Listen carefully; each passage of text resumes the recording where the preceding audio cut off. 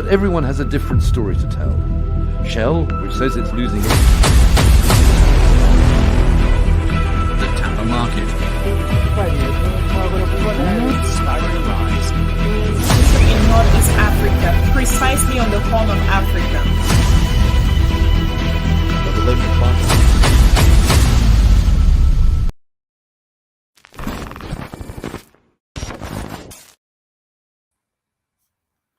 All right. Good morning, family. All right. Good morning. Once again, this is Frank. Oh, what happened here? Okay, something happened. Anyway, that's technology. So, good morning. This is Frank. I am your host. Welcome to the Revolutionary Repatriation Educational Lecture Series. All right. So, today, we're going to be looking at two things right here. I'm hoping that we're not going to take long, but I usually say that, and then we take long. So I'm sorry for that. But today's topic, it says Obama 2015 blew a light, hunt or hit him. So his 2015 protect the police act that was passed in 2015. It has come to hit him. It has come to hunt him. And there is nothing that Obama, can do about it because he's not the one in power. He's no longer in power. He's not the president again. He's not even a senator or even a representative to change the law. So it has come to a point he's regretting. So he made a recent statement about what happened with Tare Nicole, the incident that went on, right? So that incident hunt or hate former President Barack Obama. And he went to make a tweet. He went to talk about it. But again, he did it. He protected the police or the blue alert or the blue whatsoever they call them, right? He protected them, but he did not protect the people to whom he's supposed to protect, the people to whom the blue suit supposed to protect, the people that took the oath to protect the people. All right. So Obama did not protect the people, but rather he protected those that took the oath. So let's see his tweet. All right, what his tweet talk about. And we're going to also see the Vice President, Kamala Harris, her tweet as well. And we're going to also see Joe Biden tweet as well. So, I mean, these tweets, we are just tired with tweet, by the way. We have a lot of tweets. So we are just tired with them, right? So let's see what it says. Okay. And then we're going to get into it. So that will be the first thing we're going to look at here. I'm going to try to fast spend it today so we can take long, if possible. So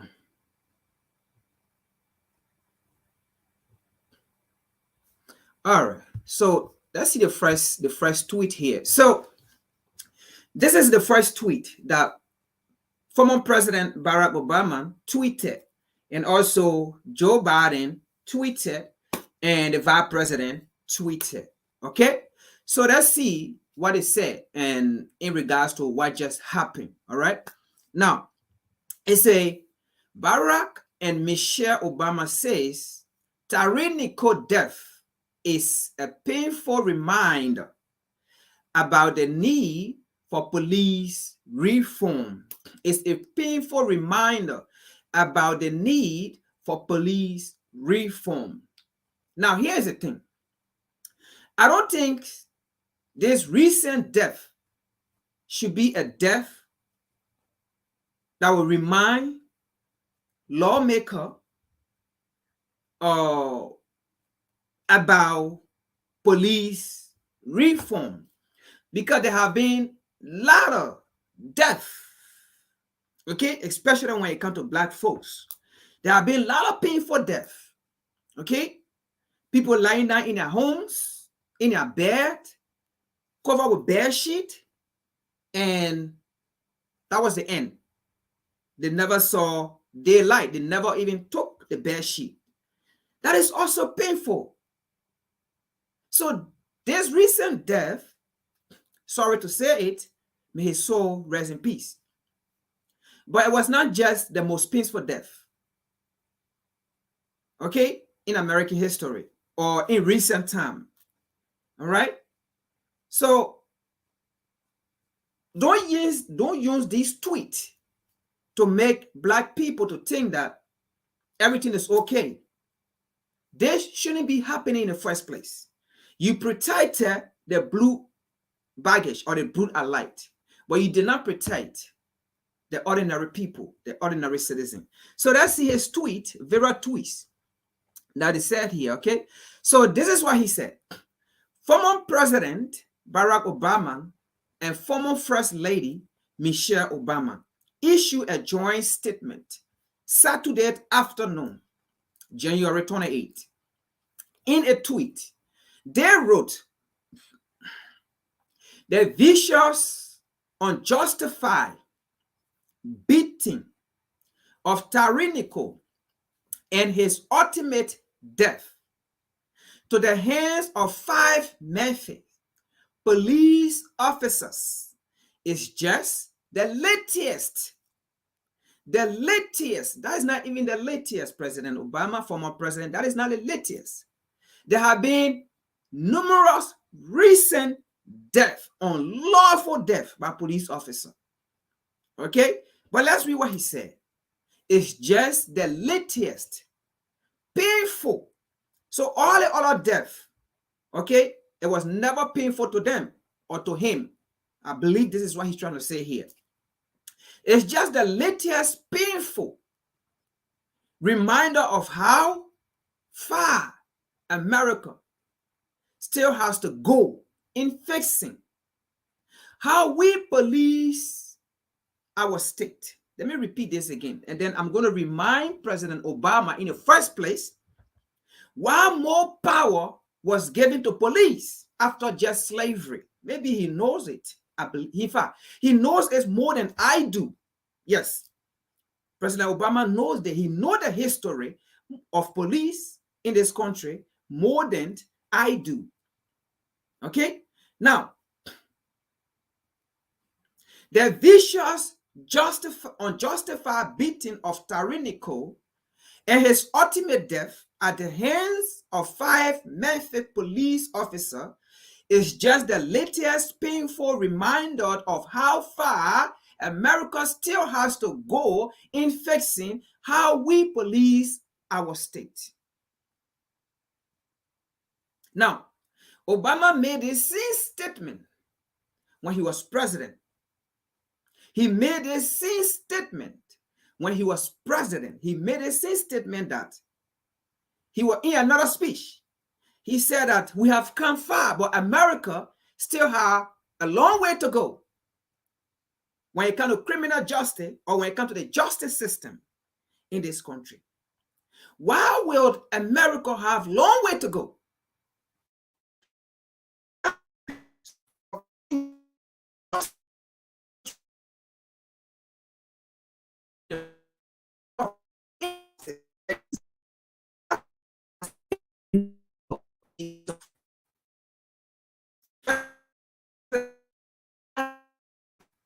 And the issue of injustice in this country are meted against the people they call minority. Even though they are not the minority, they are the majority. So the issue of injustice is never going to be solved. We still got a long way to go in this country. Now, let me remind President Obama. Anyway, I will come to that reminder. I will come to the reminder. That will be for the next article that after this. Let me save that. Okay? So, but let me remind him that when it comes to police system or policing in this country, the reason why police were giving more training and gun and ammunition was not because of white folks. The reason why they start putting more police in neighborhood, in community, was not because of white folks. It was because of black people. It was because of African people after slavery. After slavery, when they start giving African people like the Fifth Amendment, the Fourth Amendment, some benefit, white America sat down and said, we have to increase our police force. They were not doing it, increasing it against white people. They were increasing it against African people. So that's how they increased the police force, gave them more training, gave them more ammunition. And then in their training, they were not training them to love black people. So that is why it is very systemic. Even up to today, when they're talking about solving crime, solving this, mainly they talk about black people. And the way they train the police, before even you leave the police academy, you already know the enemies are African people. The criminals are African people. So that is why whenever there's a 911 call or there's a call, and whenever the description is being given, once they say an African American, automatically you are a criminal. Automatically you are a thug. Once the description is given, those police officers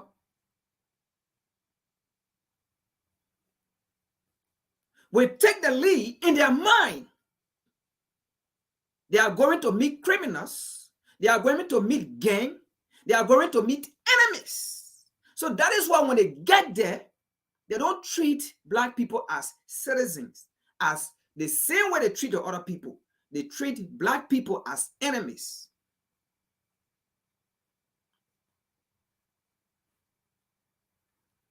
So, former president, this is how the police force became reinforced or became enforced into this country. It was not enforcing it. It wasn't seeing white people as gang or criminals. It was mainly because of black people.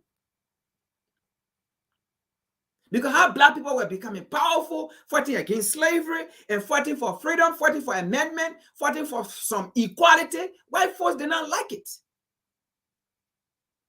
So the police were more enforced to threatening black people, to put fear in black people. So let's discuss the issue. Then to say we still got a long way to go. That is to say, injustice against black people in this country is never going to come to an end. And you know it.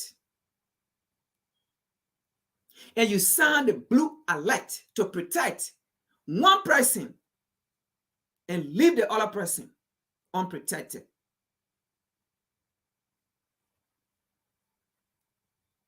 Obama went on to implore those outraged by Nicole's death to mobilize for lasting change.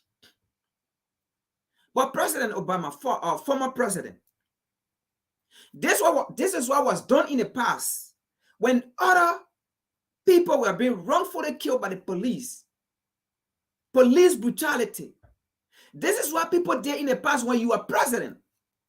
They mobilized, they came together, thinking that as a black president, as an African president, you were going to protect them. But on one of your show, you even call those people thought. On one of your show when you were speaking, you call black people thought. Before you sound out blue alert, you refer to black people as thought. Because you did not listen to them, or you listened to them not when they mobilized, when they came together. But today, you are not in power. So you are clapping for them mobilizing, where you know you can't even do nothing. You can't even undo the law you passed that gave more protection to the police to brutalize your own people? You forgot? Or we should remind you of the law. Don't worry. We want to read that law. That law, in fact, was the 12th law you signed. Was the 12th bill or the 12th law you signed into law when you were the president. On a no time, it was the 12th, number 12, you signed into law. And when people mobilize, you call them thought. Let's see what Joe Biden said here.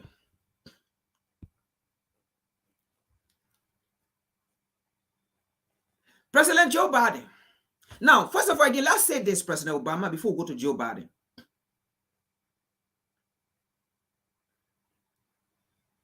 The 5 Memphis police officers, I'm not speaking for them in the first place, because they were black men. Their names were published in no time. Their faces were published in no time. Unlike the other side, their names are never published. Their faces are never published. In no time. But let's go to the so-called Negro who see themselves in the army or in the police. You know this? That blue alert, it wasn't for you. And that is not to say with the blue alert law, you should have gone free in this case. No. But the point here is that blue alert is not for you, so-called Negro, in the police force. It's not to protect your identity or your status as a police. Let me remind you about the slave code. The blue alert is just like the slave code. It will not protect you. You are still a slave. Despite you work for the slave master, despite you work for a slave entity, despite you vow to it, you are still a slave. That black code still apply to you. That slave code still apply to you. You are not part of that blue alert 2015 Act President Obama passed into law. You are not. You are a slave. Being on a plantation, don't get it twisted. They might treat you nice, give you some food, give you some water to drink, give you some medical attentions. You are still a slave. But let's continue here. Let's come to Joe Biden here. The day the Memphis Police Department released body cam footage of 5 officers. So you see, because they were black people, they don't even respect them.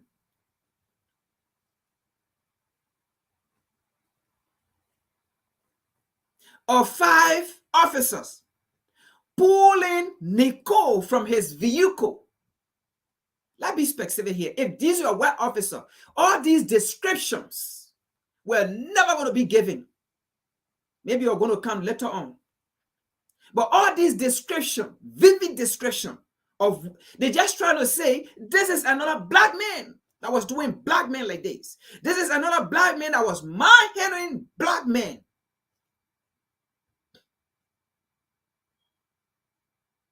The footage of officers pulling Nico from his vehicle.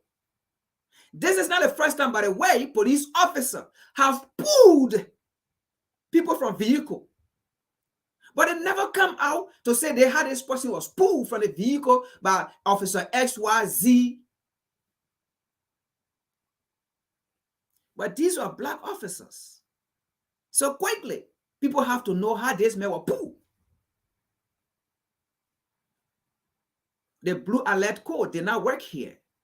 They did not cover anything here. They did not cover anything. That is not to say I should have been in support of covering anything, or I'm in support of covering anything. But I want you to see the dot here. They never cover anything as they usually do. Okay, let's continue here. This is Biden speaking, President Biden. From his vehicle, they pull him from his vehicle and beating him. You see here? This is just to say black on black crime. For each time something happened, and you want to talk about the injustices or the police brutality, the first thing they say, black on black crime, because they don't want to go into the issue of white police officers doing this to black people, right? They don't want to go into it. But this, they did not say black on black crime. But what they're doing here, they are actually telling you this was black people doing it to black people. Now, you so-called Negro, you better be careful. You so-called Negro in the police. Be careful when you meeting your black brothers and sisters. Do the same thing the white folks do to the white folks when they meet them. The same way, I'm not saying don't give them ticket. I'm not saying if they commit crime, don't give them citation or whatever the situation may be. But be careful how to handle them so that they can be able to go home to their parent, to their loved one, to their children, to their wife, because that is what white police officers do. They might sometimes torture or throw one or two hands like this on a white person, depending on how they want to do it. But they make sure that person go home to their loved one. Do the same thing. You might go for police training, and they might tell you all the things. They may use blackface as the criminals, as the dangerous people, as the people to whom you need to protect your community against.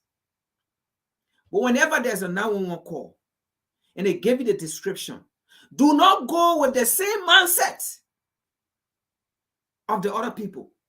Go there to handle this person and let this person be safe.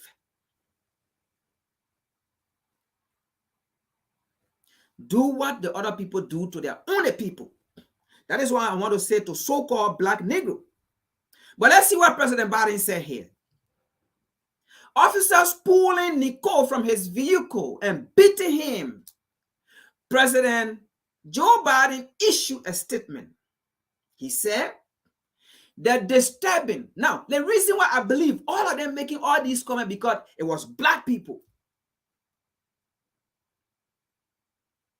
He said that disturbing. So you see the description. They're not like, come on, guys. Be wise here. The disturbing recording left. Now, let me be specific here. This was not only the recalling that have been done against black people when it comes to police issue with black people. This is not the only disturbing video. There are a lot of videos out there that are very disturbing that you don't even want to see. But because this was black people, black on black, they have to get description of how it was. Oh yeah, you so-called Negro. Who are you serving? Let's continue here. He said the disturbing recording left him outraged and pain. So all the other videos, he have now been outraged. He have now been frustrated. But let's continue. He continued to say, it is yet another painful reminder. Okay, I believe if former President Obama was the first person to write his tweet, I believe he borrowed from Obama. Or if he was the first, I believe Obama borrowed from him because they both using the same painful reminder. It is yet another painful reminder. How long are you guys going to keep saying another reminder? Long way to go. How long? Until you can reach the maximum number of black people that need to be tortured and killed? All right, let's continue here. It is yet another painful reminder of the profound fear and trauma. They're just repeating things that black people are already going through. Once a black man leave his house or her house, fear already kick in. Trauma already kick in. It's not something that is even reminding. Trauma kick in, fear kick in. Am I going to come back home today? Am I going to be the next person of heritage? Am I going to be the next person of police brutality? Am I going to be the next person of knee to their throat? I'm not going to be the next person of bullet being fired to their back while my back is turned to them, my hands up. Am I going to be the next person? These are just painful death. You fire an innocent man while his back is turned to you. His hands or her hands in the air. President Biden, was that not painful? Is that not painful? To both of you. A police officer shoots somebody at the back where this person wasn't or isn't a threat to them. This person fleeing away.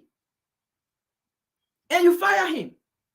And you say your life was in danger as a police officer. How can your life be in danger when somebody is fleeing from you? This person is literally begging for their life, running away. The enemy is chasing me. My life is in danger. I need somebody to help me. And they flee and you fire them. And then you say, this is the latest painful. That is just to say, you guys care less. If you can say, this is the latest painful, that is to say, you guys don't care. You have never cared about the cry of black people. You have never cared what black people have been saying over the years about police brutality. You have never cared. You have never cared about police reform. But it is today, President Obama, former president, you're talking about police reform. When you are in power, you didn't do police reform. When black people depended on you, hope on you, when they read your book, Audacity of Hope. When you became president, they thought that audacity of hope has come to them. But you told them that it is just a book that I wrote to earn income. And you know what you said to them? You said to them, I did not become president for black people. I became president for America. Of course, we know when you say, I am president for white, we know how that would go. But when you say, I am president for America, we knew what that means. And that is why exactly you did with the Blue Allied Act to protect America. Let's continue here. Okay. President Biden said, it is yet another painful reminder of the profound fear and trauma. The pain. Are you just knowing this? That African people, black people have been living in pain, even in our home. Fear is in. In our home, fear. Because somebody may just enter and kill and shoot. Even police officer meet a black man. They already intimidate that man with words, shouting. They already see us as criminals shouting, with gun pointing, don't move, don't shake, with all kind of direction, where we become confused. We don't even know which one to listen to. Don't move, don't sit, don't stand, don't shake, don't put your hand in the air, don't put your hand down, don't put your hand up, don't reach, don't this, don't that. To the extent that we become confused, we don't even know what kind of command to listen to. It's when we become confused, what comes to our mind is this place is not safe for me. I should run. What comes in our mind is, Lord, today is my day to go. Few days from now, my funeral service will be here. That's what comes to our mind. We live in pain every day, even as we leave work. Before we get home, fear is there. Don't pretend to us. Let's continue here. Fear and trauma and pain and the execution that Black and brown Americans experience every single day. Now, I am glad you did not say the execution. This is the president talking. Okay? We're just trying to elaborate. I didn't write this for him. I don't know who wrote it and gave it to him. And he read it. And he did not change things around. And he tweeted it. So we're just reading it to break it down. And I will read this part again from a president. The execution that Black and brown Americans experience every single day. He wrote. He did not say the execution that Americans, whether white or Black, experience every single day. But he said Black people, he said African people, he was specific. So that means these people know, they are aware of Black people being killed and they don't care. The fact that he make it clear, he specify it. He knows that white men do not get killed excessively how Black people get killed when they encounter police. He knows that 99% of white person encountering police, they will go home to their loved one. Even if they have committed the worst crime, they will still go home. He knows that about 99% of Black people will be killed. That is what he's saying here. The execution. So you understand, he did not even try to modify it. But he said execution, killing, execute, shoot people, kill people, step on their neck until they die. You take their breath from him then. Execution. Cleared. So they understand every day Black people go through execution in this country. This is what the president is saying. And he said every single day. So that means every day a Black man go on an execution by the men and women that vow to protect them.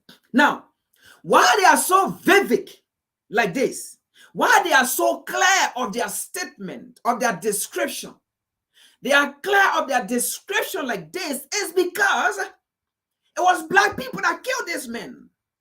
So they're trying to say Black people are full of violence. Even those that are in police, they are violent to their own people.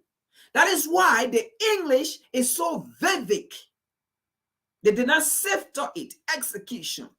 Have they ever come out to use such war like this when a white person kill a Black person?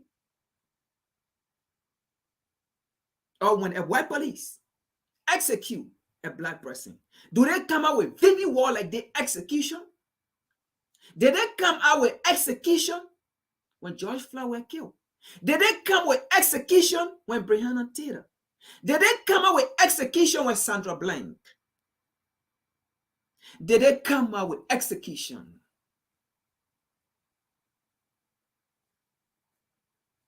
The rest of the names that I didn't call. Did they come out with such wars? It is a warning to you Negro in police force.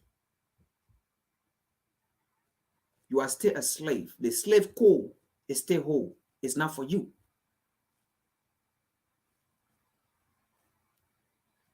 Let's see Kamala Harris here. Vice President Kamala Harris, she tweeted as well. So all of them, they know how to tweet. But these tweets will not solve the problem. We're not going to buy these things.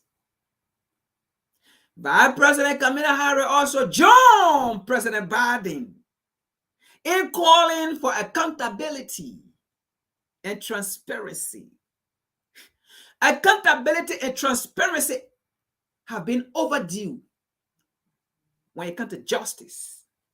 When it comes to the justice system in this country, accountability and transparency are overdue.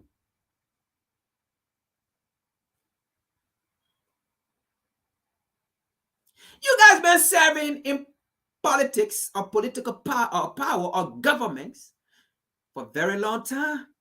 Kamala Harris, a very long time. You served in California. You've been in government for a very long time. President Biden, you've been in government for a very, very long time. Barack Obama, you've been on a spotlight there for a very, very long time. Accountability and transparency have been overdue. But let's continue here. These are all nice words, right? Let's continue. Tariq Nicole should have made it. Now, first of all, let's say this. The reason why they are doing all these things, okay, is to put black faces out there, black police officers faces out there, that they are the more violent people when it comes to policing. They lack knowledge when it comes to policing. They do not know how to police when it comes to policing in this country. That is what they're trying to tell us here. And that is why they are using all these descriptive words.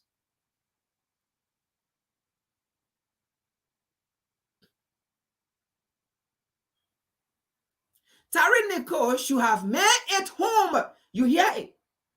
Because it is a black man that went to go handle another black man and he died in the process. They are saying he should have made it home. Since when have they come out with such statement when it is the other way around? They rather come and tell, police are still investigating. We should wait for police report. But you see here, did they wait for police report? Sometimes they wait 4, 5 months, 6 months, or a year for police report. They don't even make comment. Because they said they want to be neutral. They are government worker. They don't want to interfere into police report. They don't want to make no comments. These are the things they tell us. Even if they are quoting or they are saying something, they quote exactly what the police says. They don't come and say their own things. But because these are black people, they are all over saying all kind of things. He should have made it home. How about the black boy that was sleeping in his bed, covered with bed sheet, and they shot him? Did you say he should have wake up to see the next morning? You didn't say that. We didn't see all the tweets. We didn't see we didn't see it in the tweet. That little boy, he should have wake up to see the next day. To see the next daylight. There was no tweet like that. But now you say this man should have made it home. Which of course is true. He should have made it home. He did not deserve to die. A man that was pleading for his life. A man that was unarmed. A man that did not put the police life in danger. A man that was pleading and begging for his life. And by the way, he was not the first person to plead and beg for his life. And they died. But non-black police officer.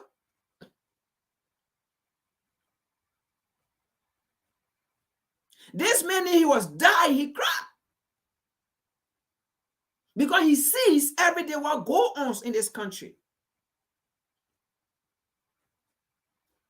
She continued. Let's continue here. She continued. Tariq Nicole should have made it home to his family. Yet, once again, okay, she's also acknowledging to what Barack Obama said and what Joe Biden said. She's also acknowledging the fact that black people are being killed on a daily basis every day. unjustly by the police force that's supposed to protect. And she said, yet, once again just me, another black man have been killed. So they are aware. Once again, American moon, alive, brutally. You see here again, they are so descriptive. You see another word they use, brutally. They never use these words.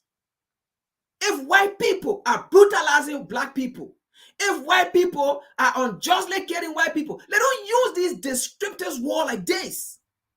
But you see, because it involves black people, you see how they are so descriptive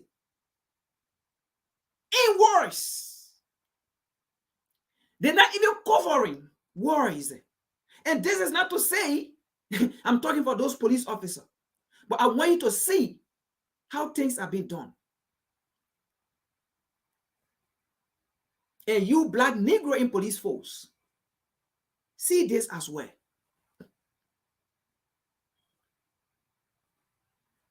You are still a slave.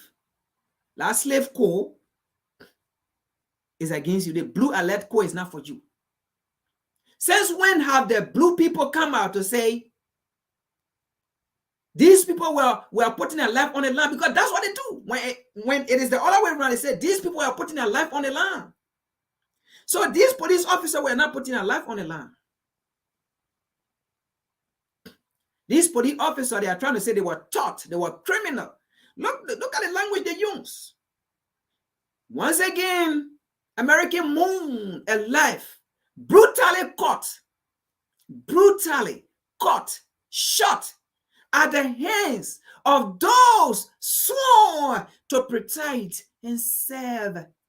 Since when have they come out to say such a things? Oh, you black Negro in the police force,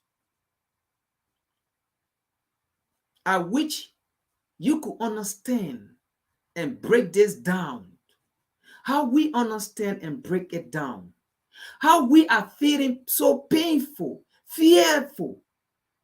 How we are being traumatized and we are breaking this down. I wish you so-called police force or you so-called black Negro in the police force could read this and break it down. And to try to protect your own.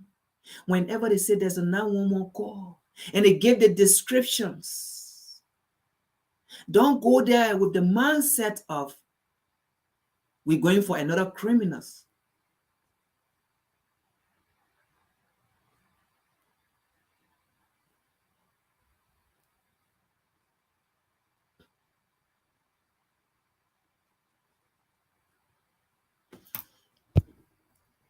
So,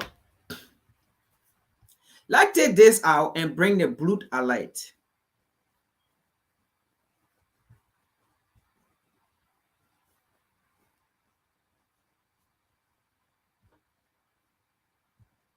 Let's take this out. Where is it? All right, let me just take it out here. Let's take this out. Okay, so you see what is going on here. All right, so now let's bring the blue alert that was signed by President Obama.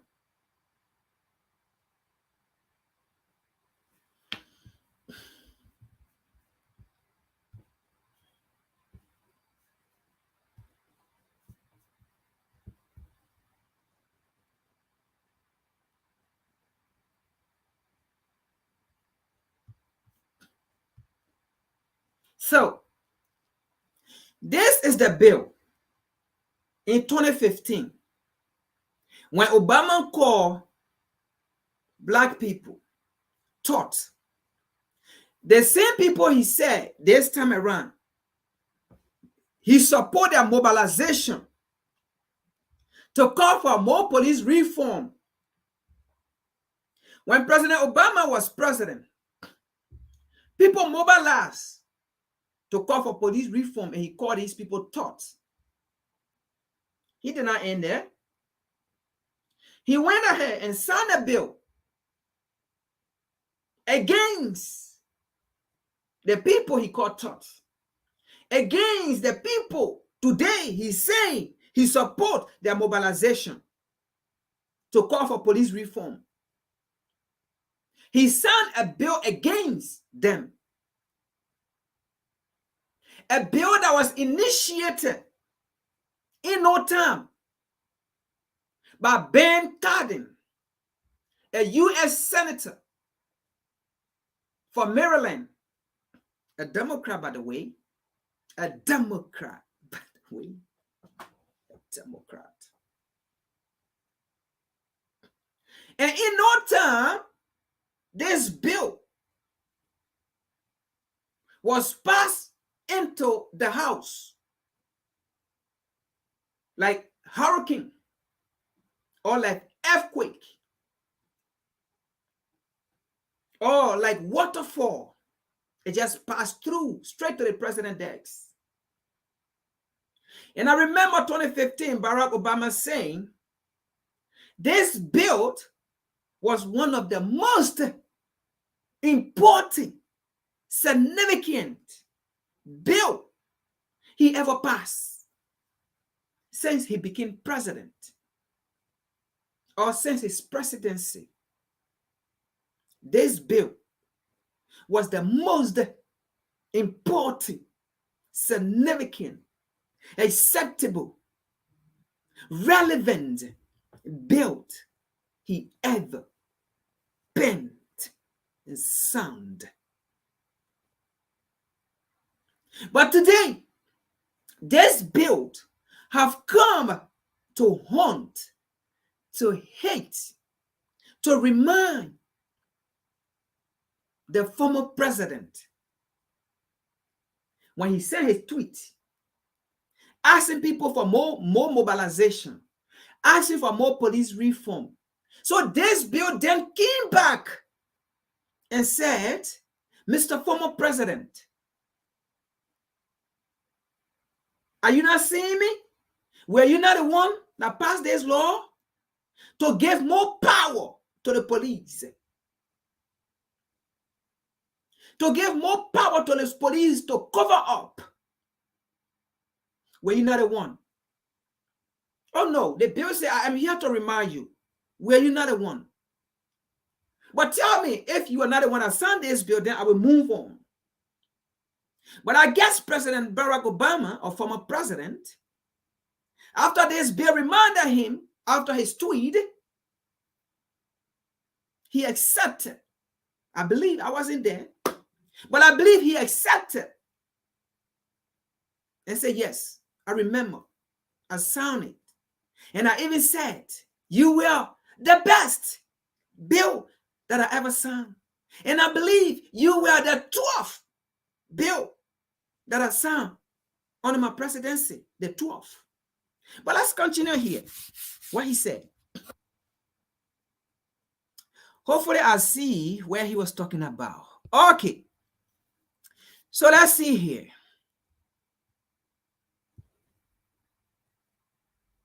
Now, enactment of the National Blue Alert Law is an important part of effort. This is he talking. This is President Barack Obama talking. Enactment of the National Blue Alert Law is an important part of effort to protect the men and women at all levels of law enforcement who put their life on the line daily to keep our communities safe or safe.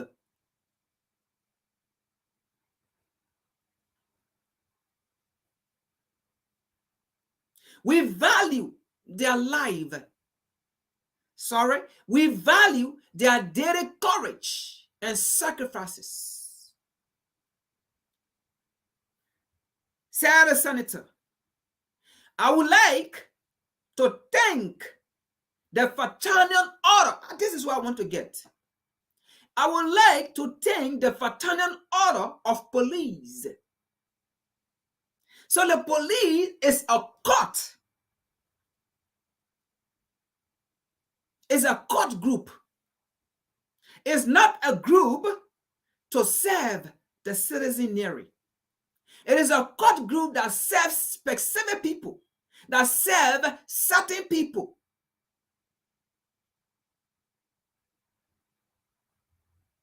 They said it, fraternal order of police, National Association of Police Organization, the Sergeant Benevolent Association of the Law of the New York City Police Department, and Federal Law Enforcement Officer Association, and the men in order who fought by our side to make sure this life-saving legislation made it to the president's desk. Now, if Kamala Harris, the vice president, I should give that respect. If President Joseph R. Biden and former president, to be respectful and specific, if they are truthful to themselves by saying, once again, America have lost, America have moved, this man should have gone home to his family. But this man was brutally killed. This man was brutally gunned down. If they say this have been the latest, most painful death,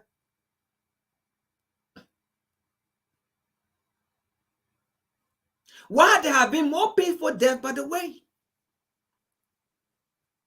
If they went on to enact a bill to protect the people who are doing the killing in the torture and the humiliation,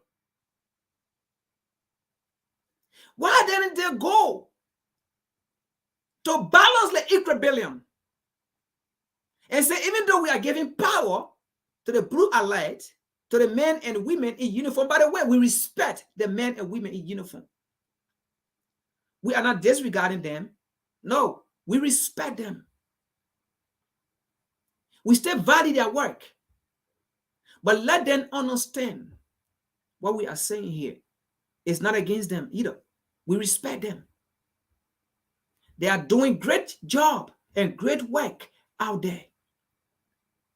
But we are just saying, how long will these injustices end?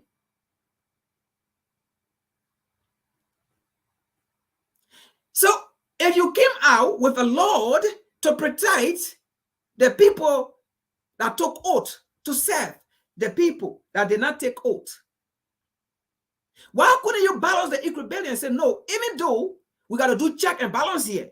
Oh yes, I know you do check and balance in your 3 branches of government. I believe so. You should have done the same thing with check and balance and say, no, if we are giving power to the police, we should also make sure to enact a law that these police officers, despite their safety, the citizenry safety also come. Because I believe the reason why they came out with this, not even I believe, there was 2 other police officers that were shot and killed. And that's how they came with this. May their soul rest in peace. We love them. It shouldn't have happened. But if he passed law because of them, also you should have passed law on the other side to minimize or to eliminate the injustices of police brutality against Black people. As you have clearly stated, once again we move. As you have clearly stated, Black people live in fear. These are your worries. As you have clearly stated, Black people are traumatized. These are your worries. As you have clearly stated, Black people are being brutalized and killed. These are your worries. As you have clearly stated,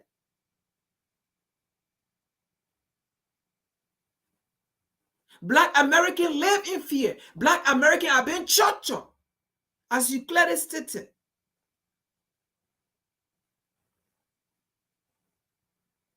So, President Obama, this is a reminder to you.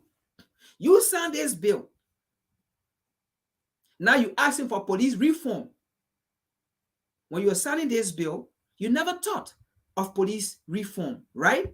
You never thought to protect Black people, right? You never thought about it.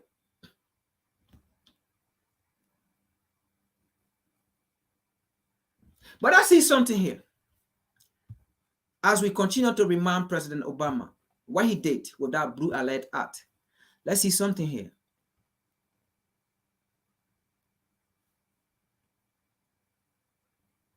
All right, let's see this first.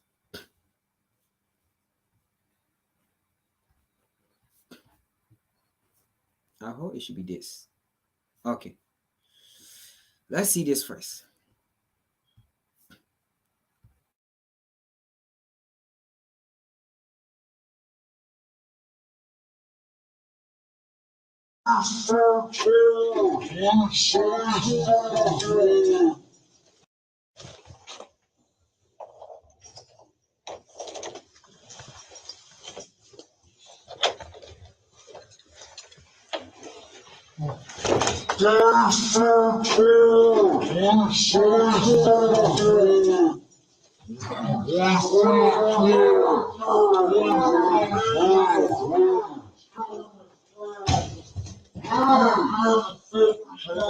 Let's stop here. This is the final second of Amir Locke's life. Minneapolis PD conducted a no-knock warrant. Locke was not named in the search warrant, and he was in legal possession of a firearm. In the video, they open the door with the key and announce police search warrant before they enter the apartment. Not true. If you go back and watch the video, they do not say it until they cross the threshold of the door. It's just not true.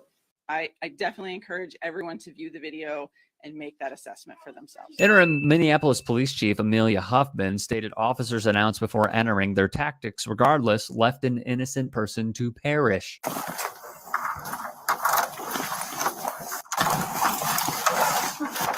search warrant! Police search warrant! This is what I would call the anatomy of a cover-up. This is unacceptable. I'm sorry, it is. When I agreed to work with you on the work group, we talked about the importance of transparency and accountability. And here, what we are seeing is business as usual. And you know this, Amelia. You know this, Jacob. This is civil rights attorney and former Minneapolis NAACP president, Nakima Levy Armstrong, and she has had enough. I don't know how you guys slept that night. I couldn't sleep at night. Tears from a mother's perspective, thinking about what happened. I saw the picture of Amir. He looks like a boy. My son is 17 years old. He has slept on his friends' couches for sleepovers. So we cannot sit here and whitewash this and pretend that it's okay. You knew that I was not going to stand for police violence and a push for accountability, yet you asked me to be a part of the work group. And I knew what I thought I was signed up for. This isn't what I signed up for. This latest incident is igniting calls to put an end to no-knock warrants, where officers can enter the premises without notifying residents. Now, if you remember, after the death of 26-year-old Breonna Taylor in Louisville, where officers saw limited to no punishment, Kentucky Governor Andy Beshear signed a bill into law limiting the use of no-knock warrants. Officer Mark Hanneman fired 3 shots, 2 of them hitting Locke in the chest and 1 in the wrist. Locke was later pronounced dead at the hospital. Minneapolis Interim Police Chief Amelia Huffman says SWAT officers were executing both a knock and no-knock high-risk search warrant in a homicide investigation. Huffman says Locke was not named in the search warrant, and it's unclear if he is connected to the homicide investigation. Respectfully, as high risk as it may be, they took an innocent man's life. No-knock warrants should simply not be a thing. We're tired of the cover-ups. We're tired of the excuses. And to hide behind the St. Paul Police Department, the deadliest police force in the state of Minnesota, is unacceptable. You all had no business agreeing to carry out a warrant, and now you're claiming that's part of their investigation. You don't know. Well, why the hell did you all sign up to do this in the first place? There was a homicide that happened at 1 something in the morning on Hennepin Avenue. someone was killed and then the person drove away in a black SUV. They're still at large. This is yet another example of why we need to put an end to these kinds of search warrants so that one day Black Americans will be able to sleep safely in their beds at night. When the people voted to re-elect you, Jacob, they not only showed that they wanted to see a new leader, right? Not saying you're not the person who got reelected, you got reelected. But what they were expecting is a new beginning. That's why they gave you more power and authority. So that is what we want to see as the residents of Minneapolis. We don't want to see cover-ups. We don't want to see whitewashing. People are asking very simple questions that have still not been answered. Amelia, you're saying you want to be the chief? Then act like it. Demonstrate integrity. Don't cover up for what those cops did. If they knew that the kid had a gun as he started waking up, say, drop your weapon. They didn't do that. One cop opened fire and took the life of a child who was trying to go back into his blanket. Any mom can see what happened there. So I can't tolerate the whitewashing. I'm sorry, y'all. We can't do this. I know you have your narrative. I know you have your script. And no, you guys didn't personally go shoot somebody, but you do have the opportunity to make it right, to talk about the fact that you changed the no-knock warrant policy. Where's the evidence of that? That wasn't present on what happened to Amir Locke. The SWAT team had been carrying out a warrant on Wednesday morning for the St. Paul Police Department's homicide unit, wrote the New York Times. There's people being murdered unjustly and not being held accountable. Armstrong, who you saw rightfully confronting interim Chief Huffman and Mayor Frey, said Locke's family told her Locke was a licensed gun owner with a concealed carry permit, that he didn't live in that apartment, that police had not been looking for him, and that he wasn't one of the 3 suspects named in the warrant. Huffman even admitted that Locke isn't named in the warrants. She said it isn't clear how or whether Locke is connected to the homicide investigation, which she said is under the control of the St. Paul PD. That agency has released very few details thus far, and the warrants weren't publicly available as of Thursday. Cops are getting paid leave for killing people. That's not right. Armstrong and other activists angrily confronted the mayor and interim chief at their news conference, with Armstrong calling the city's release of info the anatomy of a cover-up. Another activist blasted the pair for a news release Wednesday that referred to Locke as a suspect. I have experienced this. People close to me have experienced this.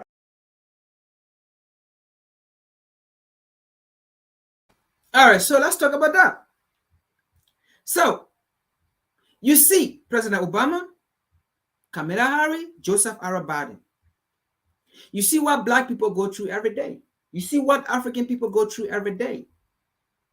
We live in fear. We are traumatized, like you guys described. But you see the blue alert, right? It protected those people because they were different people. They were not Black people. So you see the cover up. And you see they open the door without even knocking. Because if they should have knocked that door, that Boyd, that 17-year-old Boyd, he could have still been alive today. He could have woke up from bed. He could have woke up from under his cover clothes.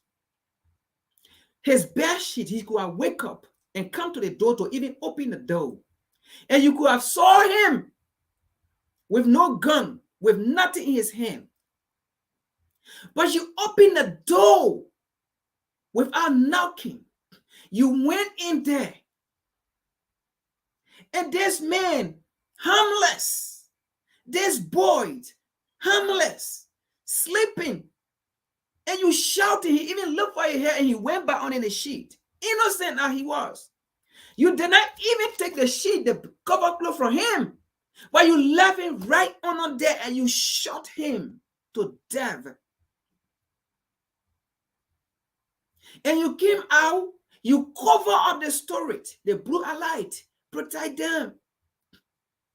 But the blue light did not protect the 5 Black men. And that is not to say here I am preaching or talking or speaking for those 5 Black men. Absolutely not. But we are just speaking the obvious in this case. We are just speaking the obvious of the attitude of the justice system in this country. how they displace the height when it comes to black people. That is what we are speaking, the obvious. But you kill this 17 innocent boy, 17 years old boy, and you try to cover up. You said there was they knock. They gave him warning. This boy was sleeping and you shot him. President Obama, former president, did you see what we are talking about? Did you see the power you gave to the Blue Allied?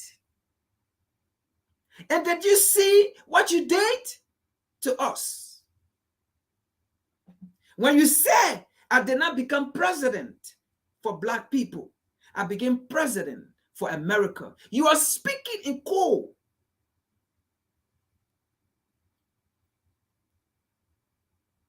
So now you see, your Blue Allied came back to hate you. But you can't do nothing now. You are not in power. You can't undo it. You can't go back and say, you can't go and lobby again to undo it. A gun is dead. Who's going to lobby for it, to undo it, to take it back? White folks? I beg you, it's not going to happen.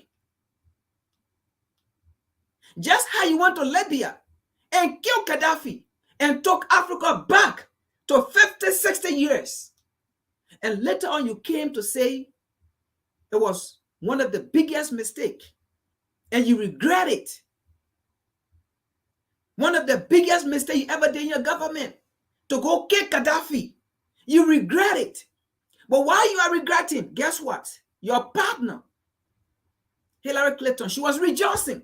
So you see, what is in your interest, it is never in the interest of the other people. And what is in their interest is never in your interest. So you see it. What makes you happy is never going to make them happy. And what makes you happy is going to make you sad. That's your sorrow. Their happiness is your sorrow. Why you are saying it was a mistake that you went and killed Gaddafi? Why you are saying you regret it? Why you are saying, why you are mourning? I don't know if you mourn, but I'm just saying because you said you regret it. It was one of the biggest mistakes you ever did.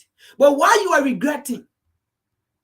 Hillary Clinton and her colleagues, they were rejoicing. And Hillary Clinton made a statement, we win, we saw, we conquer, we kill. She was rejoicing. So you see it. That's your doing. And it is coming back now to haunt you. So don't think that black people hate you. Black people are just speaking the obvious. When they thought you were the Messiah.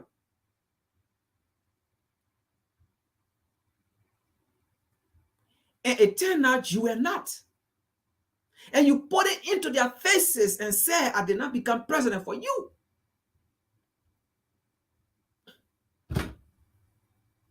So you see it.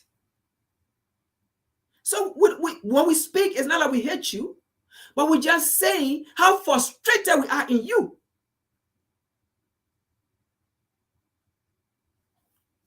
Let's see another one here again.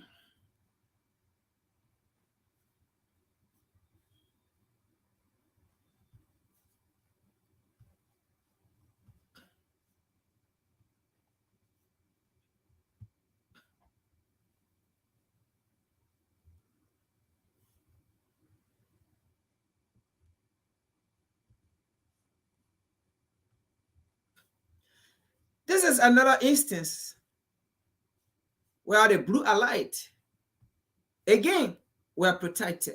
Look here, how they intimidate African people.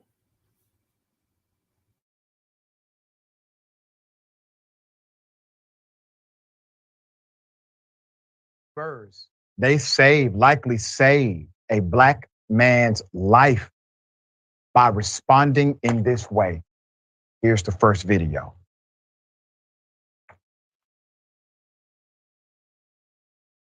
What my God. I'm so confused. Like, what are they even talking about? We need to make sure you don't have a gun. I don't have no weapon, sir. He's holding a phone. I have no weapon. This is a speaker. I don't have anything on me. Then walk towards us. These guys I don't have anything on me. I have nothing. What? He's not holding a gun. I'm afraid of The person, what are you talking about? We're much more scared of the police in this situation than this guy. Can you guys calm down? Calm the down. He has nothing on him. He has nothing on him. What are they talking about, Mom? I didn't even do anything. These beautiful people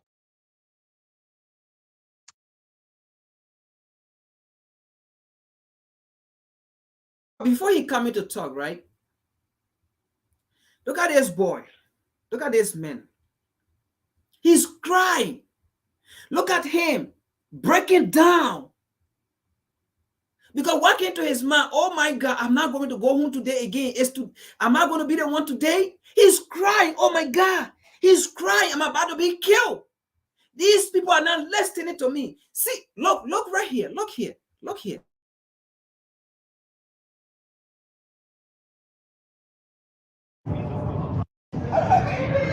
What are they talking about, Mom? I didn't even do anything.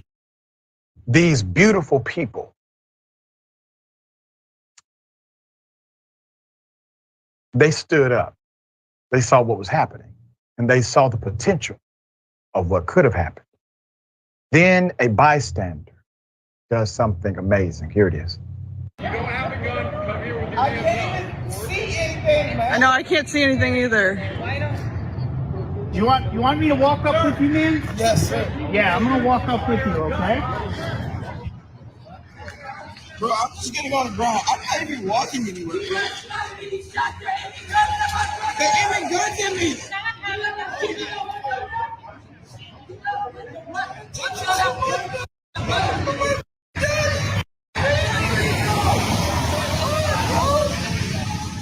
Calm down, bro. Bro. Oh, God. And then the officers get the go ahead to leave, and they retreat. Here it is.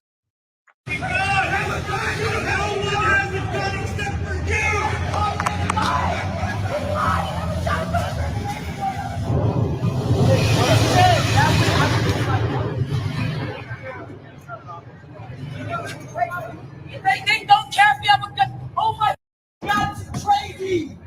The community doesn't care because my brother didn't do anything. And they literally just had guns literally aimed at my brother. These cops had guns aimed at my brother. In Seattle, because I'm gonna be a flight I'm leaving tomorrow. Y'all just tried to assassinate my brother, bitch. Talking about shots. Oh, y'all don't care, bitch. Walter. Back out.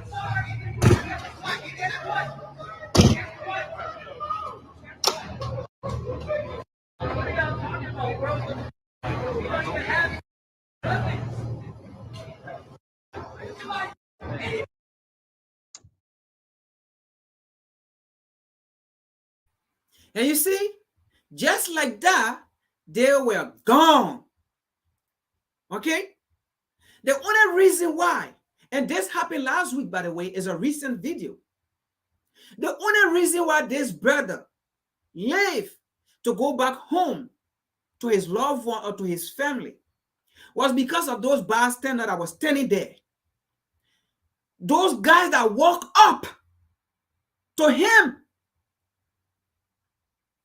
If no one was there, he was going to be killed. He was going to be shot at from gunpoint. Bullets was going to fly into him. He was never going to go home if people were not on the scene to walk there to save him. The police did not save him because the police did not listen to him. Those guys that walked there, the white father that was standing out there and said, "Can I walk onto you?"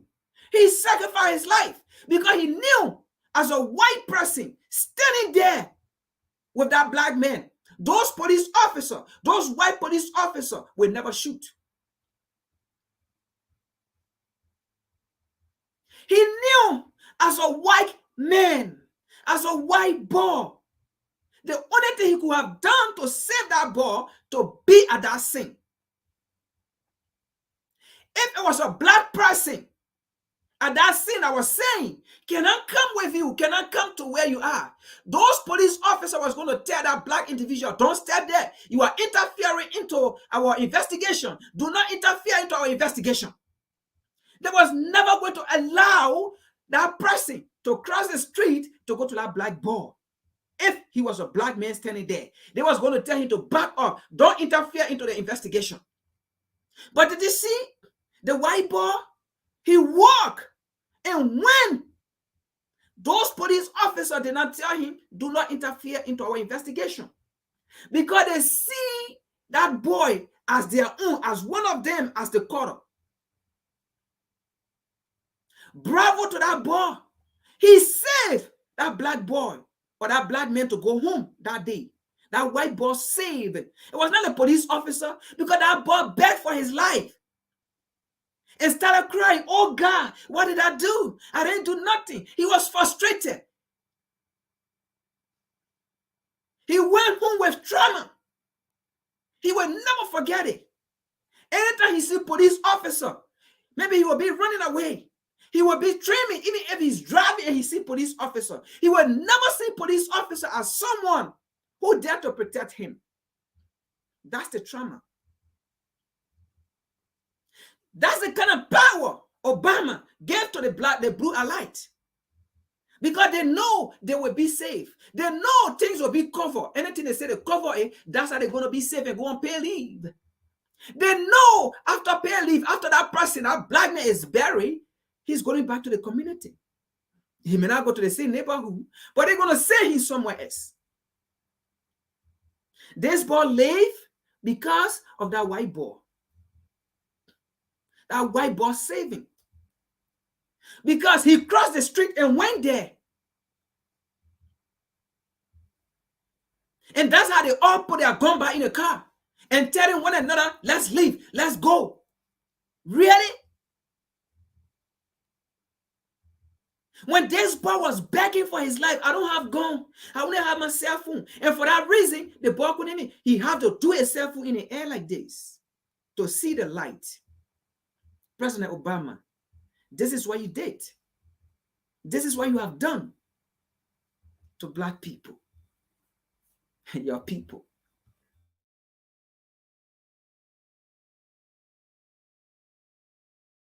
Let me tell you why these cops left.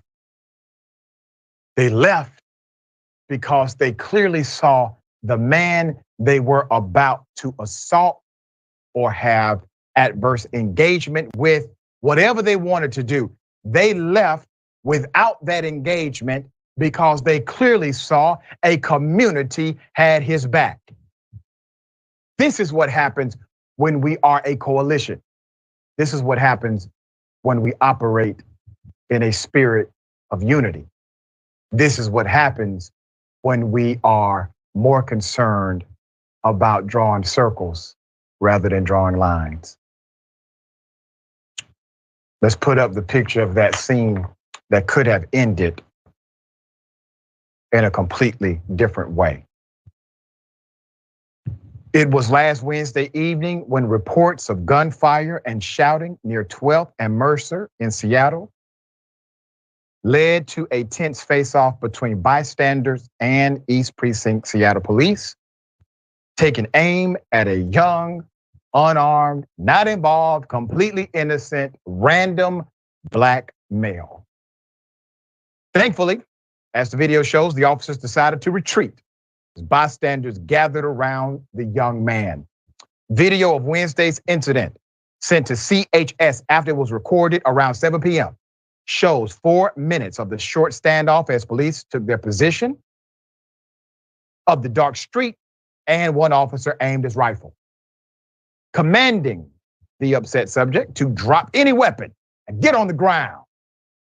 The confusing scene continued with police yelling commands as concerned bystanders told the officers to back. Anyway, let's continue. We have watched a video and we have seen what happened in that video, right? So no need to play the whole thing, but we have seen what happened in that video. But that is just to remind President Obama.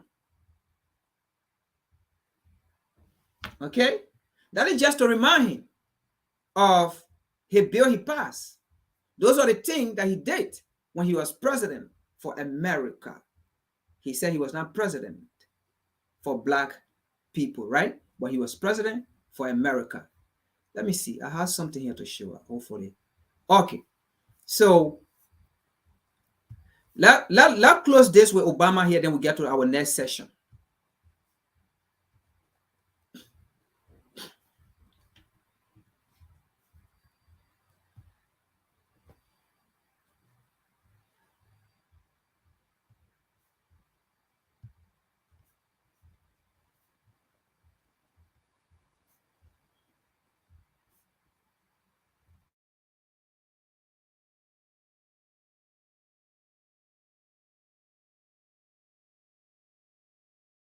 What did you think of Barack Obama being president?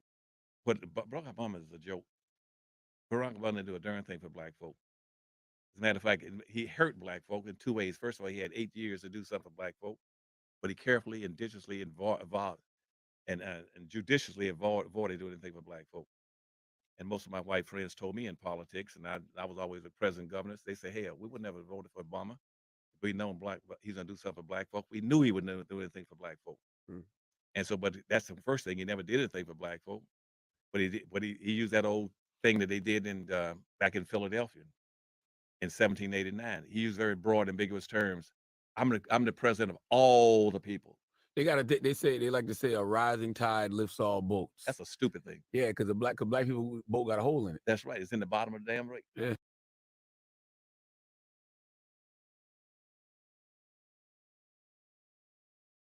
Okay, so that is President Obama. So we just try to remind him, maybe he should go back and look at his tweet, okay, and read his tweet and let him go back and read it. All right, so we just reminding him that your past is haunting you, your past is hating you. So maybe he thought we're going to honor his tweet, but we are not going to honor it. All right, we're just trying to remind him that we thought you were the Messiah, but you turned out to be the un-Messiah. You became the Messiah for the other side, you know. So let's continue. Let's get on our next topic here, and that is for Obama. So President Obama, your Blue Alert bill just hit you, and you saying you organize with black people to organize so that there can be more police reform. When you were in power, you had a chance to do it. You did not do it. Who's gonna do it now? Joe Biden? Of course, we know who Joe Biden is. He's not gonna do that. And Joe Biden is not going to listen to you to go do police reform. It's going to be insult to him. He's going to say, when you were there, what did you do to protect your own people?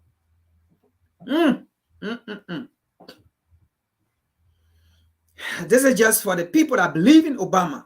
Oh, yes. Obama got his fan. So we're just trying to remind the fan of Obama. This is Obama for you people. There's a revolutionary repatriation education lecture series. We go after you when we know you wrong us. Just because you're part of us, you are part of the race, that doesn't mean we shouldn't come at you. As long as you have done anything against us, we will remind you. Let's continue here. Now let's get to Africa. Okay? Let's see here about Africa. So the next thing here is say, Africa, it is time to wake up to the lies of Europe and America. Now, with that, we are not going to read article. We are just going to listen to a video and we discuss it because we have read a lot of articles about Africa, okay, about the Western involvements in Africa, right? So today, we are just going to watch a video. And this video, you know, over the years, or let's say last year, when Joseph Biden had a so-called US-Africa Leadership Summit. And after that, this year, there have been a lot of so-called U.S. diplomat going on the African continent, right?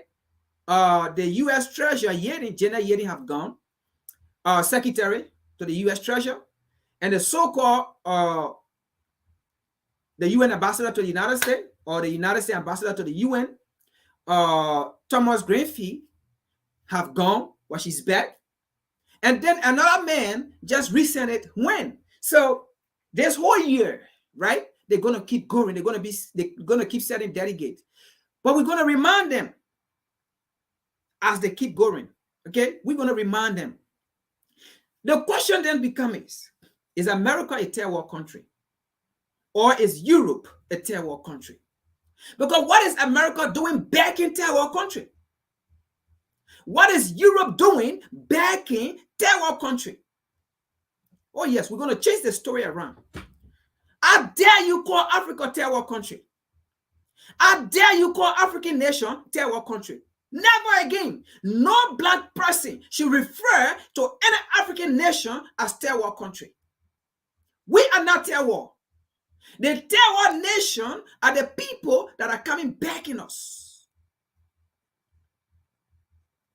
We got to define third world now. No black man should refer to any African nation as third world. It is our circumstances that the people are using to take advantage of us. Just because someone uses your circumstances, just because someone uses your situation to exploit you, that doesn't make you a less valuable human being. That doesn't make you an inferior. Let me repeat that.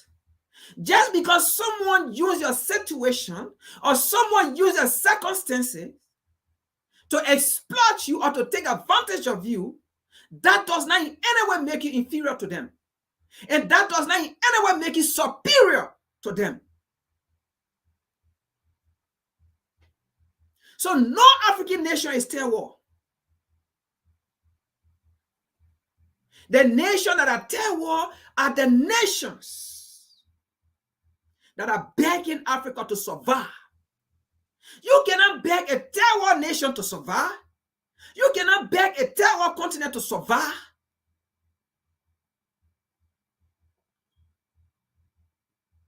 The United States should be a third world country.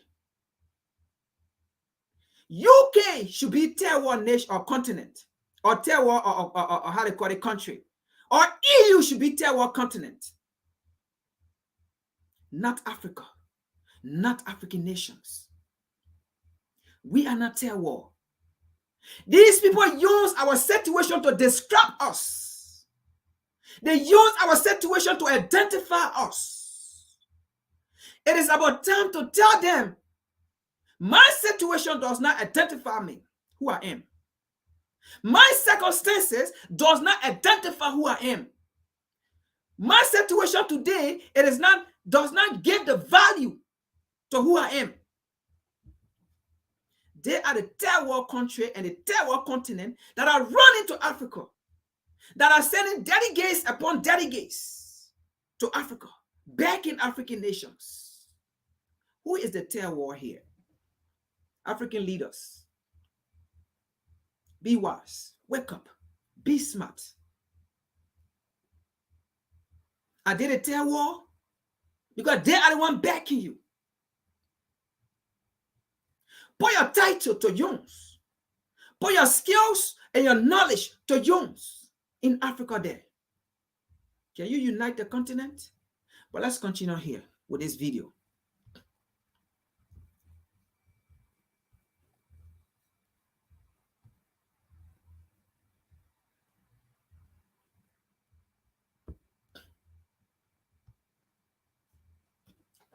By the way, this guy was just on the African continent, if I'm not mistaken, this week or earlier last week, that he was on the continent. Okay? Because delegates upon delegates will keep going. Individuals will keep going. Companies will keep going. But we got to remind these people of their worries, of what to say. We got to remind them, why now? Let's watch and see.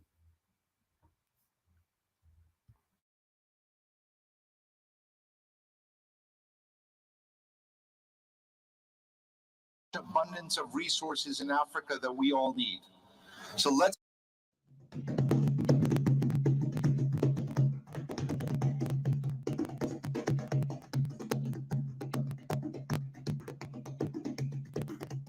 There's so much abundance of resources in Africa that we all need.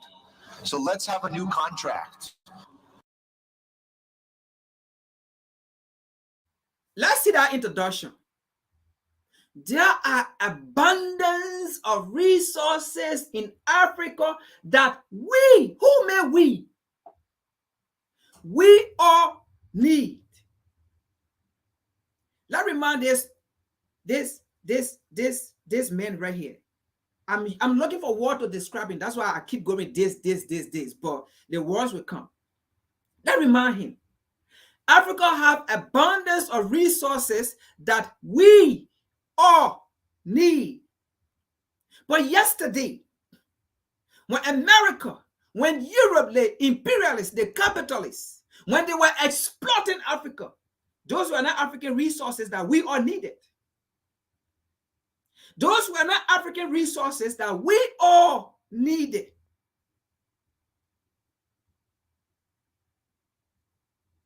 When they were torturing or killing us, when they were putting sanctions on African nations who disagree with their policy of exploiting the African nations, resources. We were not people. We were not we all. But it is today that African people are holding on when yesterday we never had a choice of signing treaty with other nations that we want to when we never had a choice. When yesterday America was looting our resources, we never had a choice to sign treaty with America. What America said, I said. If you say no, they can't infiltrate your government, they assassinate your government directly or indirectly. They put sanction on you. And then they tell your leader, your president, it's time for you to go. Then they put somebody in. At that time, the resources of Africa were not for everybody. It was for America. At that time, the resources of Africa were not for everybody. It was for Europe. Our gold and diamond you looted, it was not for everybody. It was for Europe. It was for America. It was not for everybody. African leaders, don't sit down there. You allow these evil people come with their sweet lyrics, because this is lyrics. It's like they're making music. Music like you listen to after 3 minutes. It's finished. If you want to listen to it, you have to repeat it. Music go on repeat. So we cannot keep putting these people on repeat as they keep exploiting us. These people are evil. Yesterday, when we were looting our resources, it was not for everybody. It was for them. But today, when we have the chance or the opportunity to sign treaty, to invite people, or today we have the chance or the opportunity to tell America no, to tell Europe no, then that's the time they want to remind. Since when have they announced to the world that Africa have vast resources? Since when? Since when have we heard on any Western media, or since when have we heard any European or American sitting on public like this, telling the world Africa have vast resources? Since when? Let's continue here.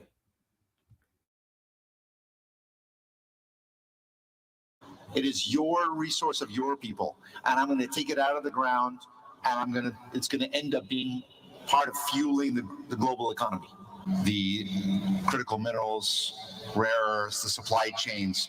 And the reason for that is beyond everything else that we've talked about. We are at a moment of the greatest transformation that we've seen since the Industrial Revolution. We are entirely recreating the energy system. And we are taking a 150-year-old system and we're unplugging it. So, what happened then? Why did you not create the system for everybody, to work for everybody, to work for Europe, America, and African people? Why didn't you create the system when you were in charge? Well, because now African people are getting in charge, and they are saying our resources are no longer going to America or Europe. It will stay here and we will manufacture it. We will provide opportunity for our people. It is today now you are coming with your brilliant and vibrant ideas. When you suck your idea and you kept it in your closet and you did not want to share with African people, when you start calling African people inferior, when you are calling African people terror, when you say African people don't deserve life. Since when did you sit on table to discuss with African people with a loud mouth, shouting like this? Oh, it is time Africa should come, we should come together. Africa have high resources. Since when did you say the resources was for African people? Since when? Since when did you remind us that the resources was for us, not for you? Since when? Folks, these people words are smoother than butter. But lies, deceive, lies on their tongue.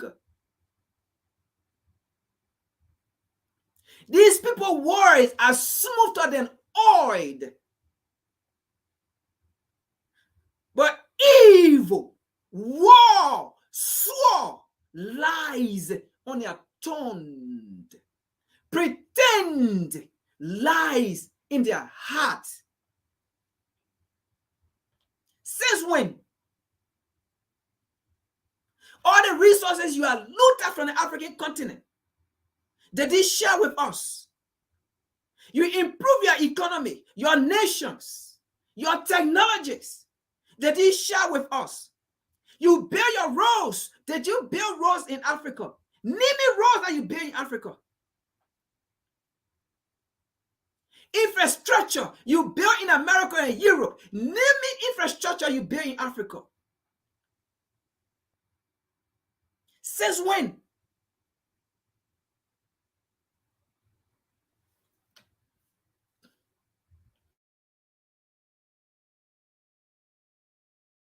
While plugging in a new one, and that is remarkably complicated and difficult, and it's going to continue to be difficult. Now, this has tremendous meaning for the United States. We've just passed a variety of legislations in the US Congress in order to address that. But it also has incredible meaning for Africa. And this is a moment of opportunity. About 80, 100 years ago, we were at the beginning of the previous energy system. No, this is not the moment of opportunity. This is the moment of recreating your ideology to exploit African people. This is the moment. You have passed numerous laws. Your foreign interests, numerous laws in the White House there.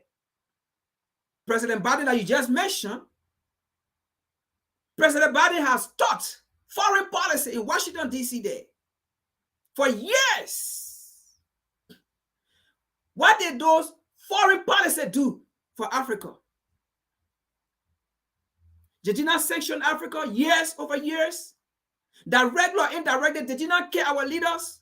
Recent one is Gaddafi. Did you not kill? You were the one that killed Gaddafi. Were you not the one that killed Gaddafi? Were all the brilliant idea that Gaddafi had to work with the war? Were you not the one that killed him? Did you work with him?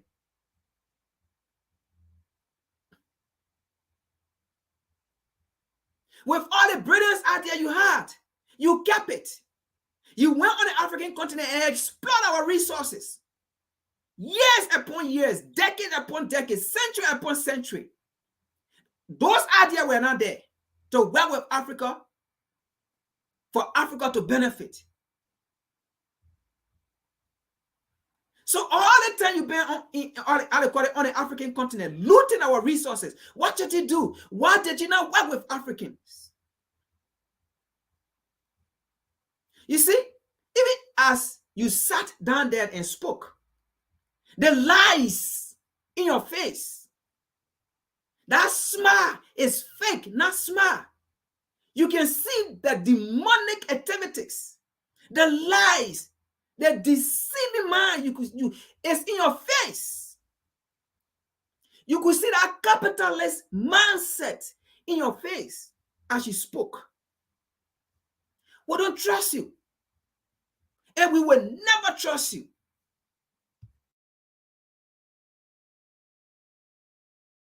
Growing of oil and gas, or oil and much later gas. And if you look at Africa today, and you look at Africa at that point in time, both of them were moments of opportunity. And I would say the moment of opportunity in the previous energy system was not harnessed. And you can look at where oil producing countries are today compared to where they really should be as far as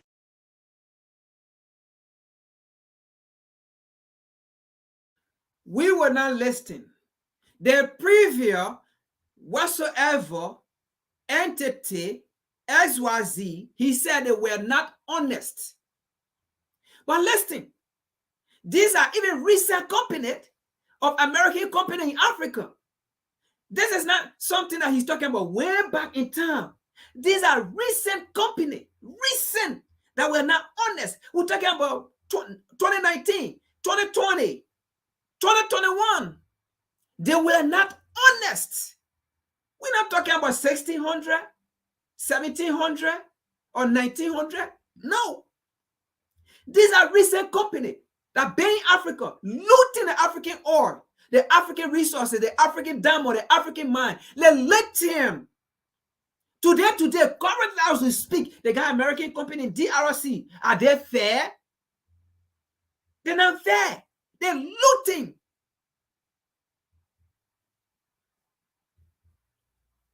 What you want to talk about?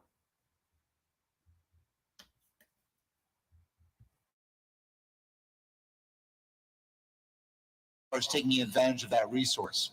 But here we are with a 2.0. This is a new opportunity. The world once again finds itself relying and critically needing the resources that are abundant in Africa.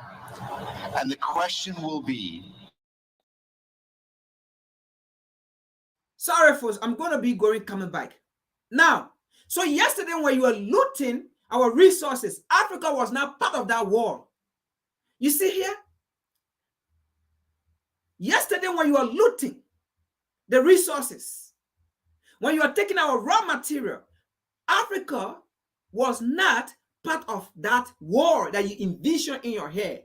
It is today that Africa, it is part of that war when Africans are backing off from Europe and America, when Africans are saying no more Europe and America, when Africans are turning away to other people, to other opportunity. It is today you recognize Africa to be part of that war. We're just speaking the obvious here, people.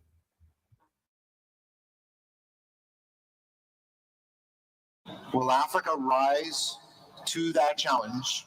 Will countries on this continent say this is our moment to not only be suppliers to the world, but for the moment of capturing that wealth, capturing that opportunity to transform countries and the continent as a whole, to build new infrastructures and new schools and new hospitals and bring it about, and not be in the same place where they say in 10 years from now, looking back and say, we squandered that opportunity. Because for the first time in 100 years, there's that new opportunity. So we as the United States, we want to be, I'm not gonna fool anyone. We're here because we need the resources.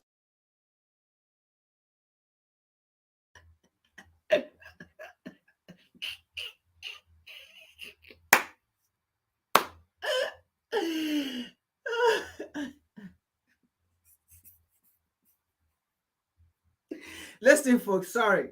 You know what? He just got caught, right? As he was speaking, he got caught.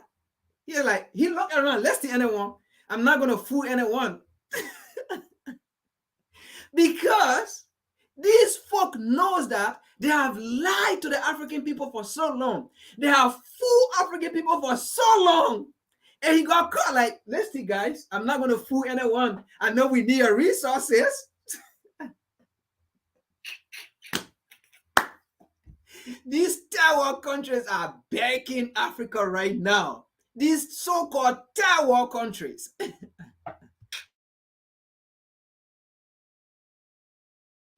in order to have a green, clean train. Because for the first time in 100 years, there's that new opportunity. So we as the United States, we want to be, I'm not gonna fool anyone. We're here because we need the resources in order to have a green, clean energy transition that is diversified and efficient. But we're also here because this is the moment that we think we can advance that relationship. We just went through the Africa Leaders Summit in Washington. This is what we talked about. Secretary Yellen, the Secretary of Treasury, was just here. We're going to have additional. Now, advance that leadership. Then why did you kill Gaddafi when Gaddafi wanted our relationship to advance Africa? Why did you kill Gaddafi? Why did you kill Thomas Sankara? Why did you kill Patrice Lumumba? Why did you kill Amilcar Cabral? And the list can go on. We can't even name all of them that you killed. Why today? Why? Why did you kill them? Because those leaders, they were not saying they don't want to partner with anyone, but they were saying they want Africa to be free, for Africa to take a position, and for African people to benefit from what God or the Creator has given unto them. So why are you coming today? Say you want to work with African people. You want to work in partnership. But let me remind you, the schools you're talking about, when you are stealing our resources, why did you not build schools? Because you didn't want to do it because you hate competition. And you're going to build schools and build infrastructure. African people were going to learn. But let me remind you, we are building our own schools. We are building our infrastructure. We don't really need you. Because it's overdue. We are finding new partner. We don't need you. Our schools have been built. Even though it may not be as compared to yours, but yeah, it's fine. We are not doing it to be at your level now. No, we will get at your level and pass at your level. And as we are getting at your level, you will be declining. And that's why you don't want. That's why make it terror, because you will be declining. You can't feed yourself. You can't take care of yourself. That's what make it terror. And you back in a country, you back in a continent, you back in nations that you call terror in order to be able to sustain you. How can a terror nation or continent sustain you from not becoming a terror? Who is the terror here, folks? Let's continue.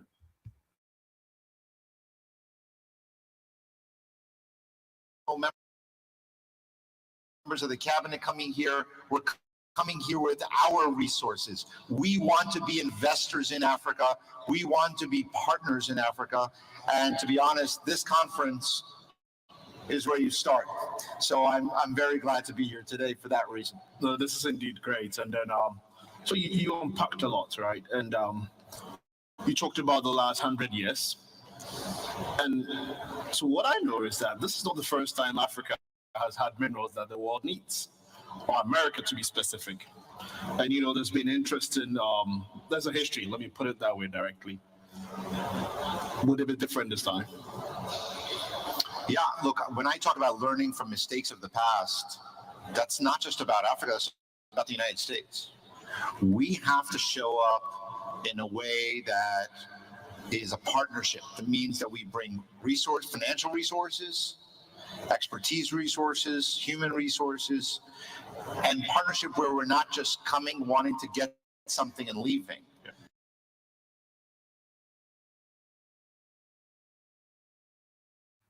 So I posted a link, folks. We may not listen to the whole video, but I posted a link so that you can listen to it and analyze it yourself. Now, he's saying America have the finance, America have the resources, that means the knowledge, the brain.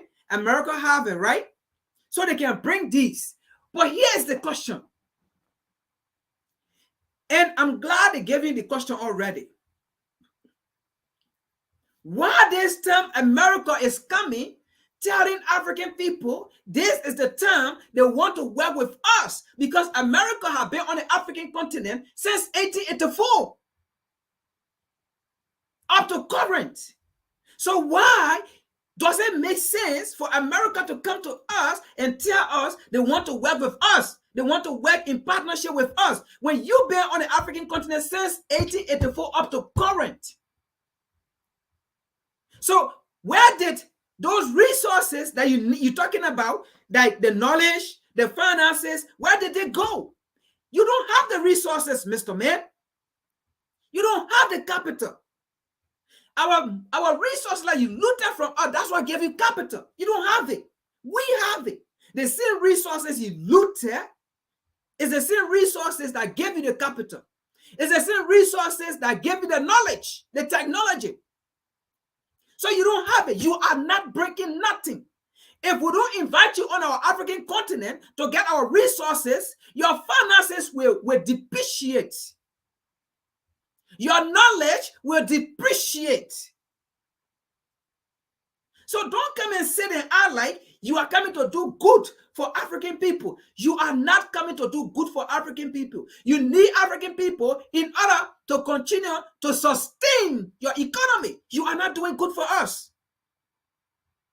And I love the question I gave you. You've been on the African continent for so long, since 1884 up to present. What did you do to benefit African people? But you looted us.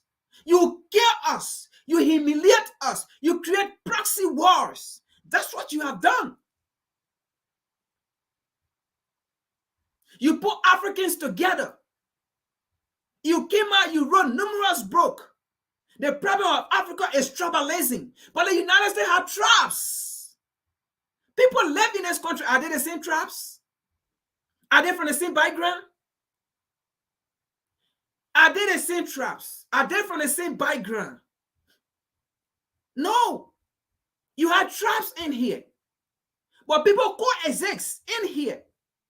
But this is what you do for African people to get away with their culture, with their existence, with their identity. And then that alone, if African people are not smart, they will begin to say our own problem, because they will not look at the reality. They will not look at what is causing the problem, but they will not look at what Europe, the description Europe have given to them as their problem. How can someone who is the problem, okay, or the obstacle to you, come and give you solution as this is what giving you problem? Tribalism is not the problem to the African continent. It existed thousands years ago. It existed there. And we coexisted among ourselves. We did not see it as anything.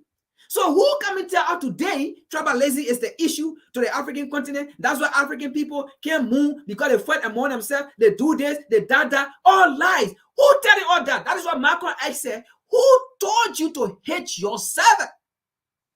Who told you to hate yourself? Who told you to hate yourself? Well, let's continue here with these lies. But rather coming and investing in, let's set this partnership. We're not here demanding anything. We're here offering, saying that we need the resource, but we want to have this partnership. And why would it be different? One, I think countries can say, if you're going to come invest, if you want to own resources, well, you got to make sure that you're not employing our children, that you're paying fair wages, not fair wage for what you perceive to be what you're willing to, what you're able to get, but what an international standard for a fair wage. First of all, let's remind this man, maybe he don't know history. These are things that have been put forth by African leaders that the same United States, directly or indirectly, have killed. This, what he's just repeating, these are things that we have said. These are things that we have said. Look, America, as you are coming to do partnership with us, this is what we need, and you did not want it. A nation that took that step, you put sanction on them. Did you do your research well before coming to sit over there to speak? They don't do your research well. Because this, what you just breaking are things that we have said. And people that have said it, you sanction individuals that have said those things. And you said they were a threat to you. They were a threat to your interests. They were a threat to your American or foreign policy. You sanction them. Dealers that did not agree to it, the dealer that brought their idea to the table to partnership with you, you killed them. And then now you sit here saying, we want you to tell us. No, these are things we've been telling you, but we are fed up with it. And that's why we are going to different nations who listen to us. That's why we are going to different people who listen to us to come and collaborate with us. And that's why we are building our own institutions. That's why we are building our own schools, our own vacation schools. That's why we are building them. Because these are things that we have said. You are not saying nothing different or anything new. These are things that we have said, and you sanction us. You kill us. When you're just saying Zimbabwe, Robert Mugabe said the same thing. You are just repeating Robert Mugabe. You are just repeating Thomas Sankara. You are just repeating Patrick Lumumba. You are just repeating Ahmed Sekou Toure. You are just repeating Jomo Kenyatta. You are just repeating Kwame Nkrumah. You are repeating all these people. You are repeating Amilcar Cabral. You are repeating all these people. There is nothing new you are saying down there. It might just be coming from a different mouth. But everything you are saying, you just repeating what we just said. And all these leaders that have said that you killed them, you are just repeating them. There's nothing new you are saying. We don't trust you. And we will never trust you.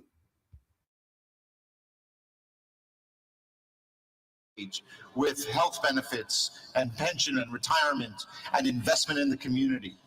If you're not willing to do that, we don't want you in our country as an investor, because we did that before and it didn't work. It made a few people rich and kept everybody else poor.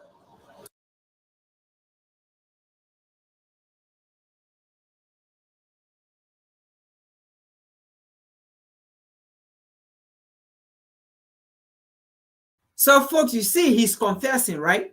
He's actually confessing. He's actually confessing what I just said.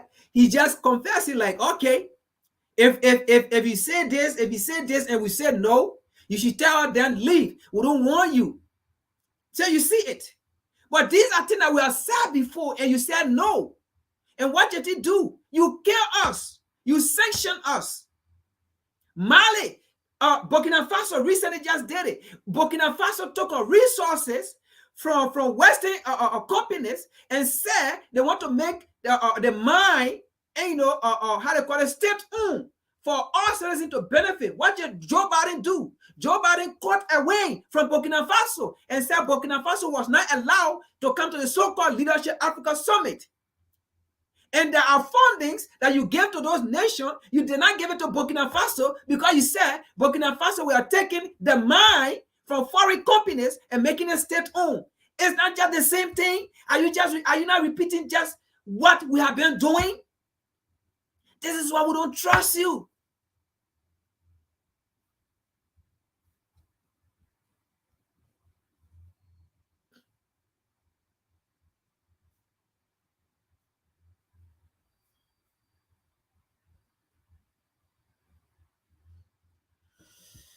Hold on, folks. I did something here.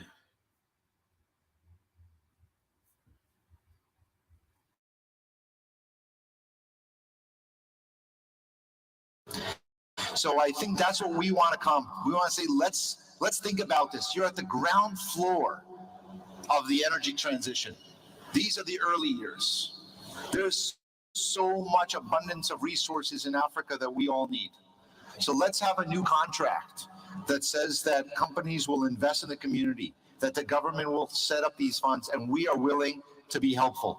I'm not trying to tell someone I'm here only for altruism. We need these resources in the United States, and we need them around the world. And we want them to be from as a diverse a platform of countries around the world as possible. But we have such a critical need to have this be a success for African countries. And that's why we want to come here with money, we want to come here with expertise, and we want to come here with development partnership.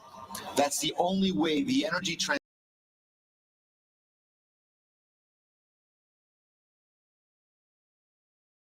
All right, folks, the video is long. I posted a link already, so you can listen to it on your own and try to analyze it and see the garbage like coming from this man mouth.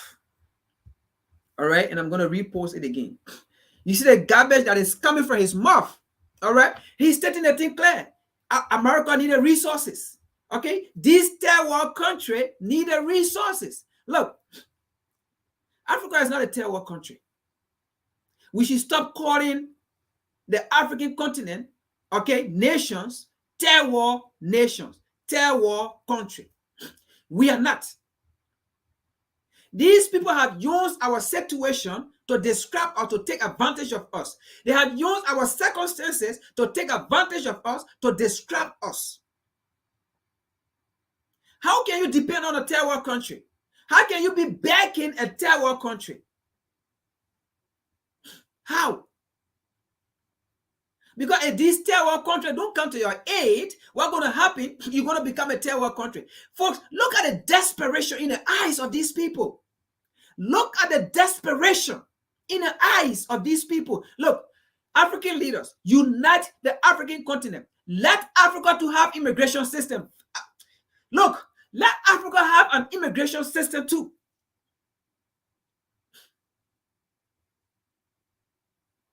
Let deny people from coming to the African continent.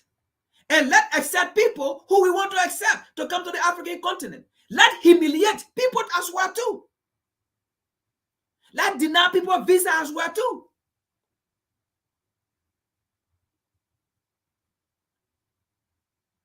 You guys should come together, Africans. You guys should unite the African continent. Aren't you seeing the desperation in the eyes of these people? They are desperate. These people are desperate. These people cannot survive. I can tell you the next 10 years, they cannot survive without the resources of Africa. They cannot survive without Africa. I'm not even going to say 25. Within the next 10 years, these people are desperate. They will not survive. They can't. They don't. They cannot survive. That we should know. That we should wake up. That the trumpets are blowing for us to wake up. We should open our ears, our minds, and listen to the trumpet. And that trumpet, as we listen, let it be a trumpet of victory for Africa and African people. Not a trumpet, not a victory to invest American how they call it, investor, to bring American companies. That's not the kind of trumpet. Let it be a trumpet of awakening. Let it be a trumpet of empowerment for African people. Let it be a trumpet for Mother Africa to host her children around the world. Her children have suffered for so long. Her children has bled for so long. Her children have been traumatized for so long. This is not about partnership. This is not about globalizing. Globalization is the same as colonization. Globalization is the same as colonization. Because if you allow these people to come in, they have the money. They're still going to control you. They're going to be on your land. Let South Africa be an example. Let South Africa be an example. As long as these people have the money, and he's sitting while they're bragging about it. Oh yes, America, we have the money, we have the resources, we have the knowledge, we have the technology. He's bragging about it, and that's how they're coming to take advantage of you. They will not respect you, and that is why he's telling you, We have the money. We have the resources. We have XYZ. We have this. Just open up. Just come. No. The moment you open up and you allow them in and they take seat, and then you tell them, no, I remember a video, you said XYZ. If we say this and you say no, we should allow you. It will be late. Let South Africa be an example. And let Zimbabwe be an example. When Robert Mugabe decided to make some changes, they put sanction on Mugabe. A sanction now stay on Mugabe or Zimbabwe. They said it was for Robert Mugabe, sanction was on Zimbabwe. Today, a sanction now stay on Zimbabwe. This question should go to America. This question should go to that so-called idiot. Okay, I got a word to describe him. Yes, I told you guys the words will come. I will describe him. This question should have gone to that idiot that was sitting down there. This question should have gone to that idiot that was sitting down there. Why is sanction still on Zimbabwe? When you are saying, oh, it was way back when we want to change the dynamic, we want to change the narrative. Well, you did not change the narrative. You have not yet changed the narrative up to now. Sanction is still on Zimbabwe. When you said it was Robert Mugabe that were not doing XYZ, and you put sanction on him. But Robert Mugabe is dead. Robert Mugabe is gone. But sanction is still on Zimbabwe. Who put sanction on Zimbabwe? Is it someone from planet Pluto? Is it someone from planet Mercury? Or is someone from planet Earth? Or is someone from South America or North America? Isn't America that put sanction on Zimbabwe? Isn't UK that put sanction on Zimbabwe? Or the imperialists? They don't want to put sanction on Zimbabwe. Then how dare you sit over there and come and tell us, say, if we say no, then I said, and then you will not do anything. You still have sanction on Zimbabwe. America put sanction on Zimbabwe. So that question should have gone to you. And not only that, America still has sanction on individual Africans in African nations who disagree with American foreign policy because they knew the American foreign policy was not in the interest of their country. It was not in the interest of the people. And you put sanction on those individuals and you said those individuals are bribing to your interests. That is why we don't trust you.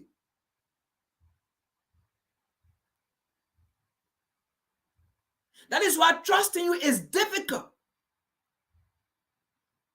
Because we have come to realize that your words are smoother than butter, but lies, swore, war, deceive, sickness, illness, frustration, disappointment are in those words, are in those attitudes of yours.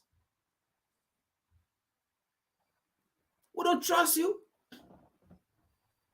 We don't trust your whole delegate as y'all continue to go on the African continent. We understand y'all will keep coming, but we don't. We don't trust you. You are whipping what you have sold. And you are unapologetic of what you have done. And you continue to do. And you continue to say. You are unapologetic. And then how can we trust you when you are still unapologetic?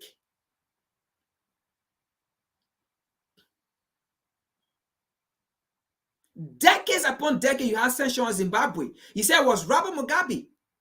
Robert Mugabe did not hate you. Robert Mugabe spoke the truth of what you are doing to Zimbabwe and you are doing to the African continent. Oh, now you, because Paul Kagame is waking up, now you are drawn to Paul Kagame. And you want us to go against Paul Kagame? No. The time you will be going against any African leaders, we will be going for that leaders. As you're going against, we are going for. As you're going for, we are going against. That's the battle line to this imperialist. As you're going against any African leaders, we are going for. And as you're going for, we are going against. Period. We know what Paul Kagame has done, but you are not going to make us go against Paul Kagame and do your dirty work. We will not do it. We will not go against Paul Kagame and do your dirty work because we know Paul Kagame have come to his senses. And he's speaking the truth and he's putting you on blast and he's making other African leaders to not to be afraid of you and to join him. You don't want it. Then now you're speaking against him. Paul Kagame carried M23 rebel in DRC. Do you want us to believe that it is Paul Kagame that carried M23 rebel in DRC? Do you want us to believe that Paul Kagame funded the M23 rebel in DRC? Do you really want us to believe that? The only reason why the pointing finger at Paul Kagame about the war in DRC, that M23 rebel, is because those Eastern nations are coming together. And Paul Kagame is a very powerful, influential person in our Eastern region for people to come together. Because he knows the secret about the CIA. He knows the secret about the FBI, whatsoever. They train him. Along with Uganda president, they train him. So he knows the secret about them. So if Paul Kagame involved with the East, there will be a lot of things he will be displacing. So if they can't get him, they will use it because they know Africa already have problem with Paul Kagame. Africa been complaining about Paul Kagame. But no, we are not going to take that route. As you are against, we are going for. As you are going for, we are going against. That's just the battle line with the imperialists. That's how you deal with imperialists. If imperialists are talking against your government, never ever talk against our government. Try to understand why they are talking against that government. Because they are not talking against that government because of your interest. It is because of their interest. They are not telling you to go assassinate or kill your government because of your interest. It's because of them.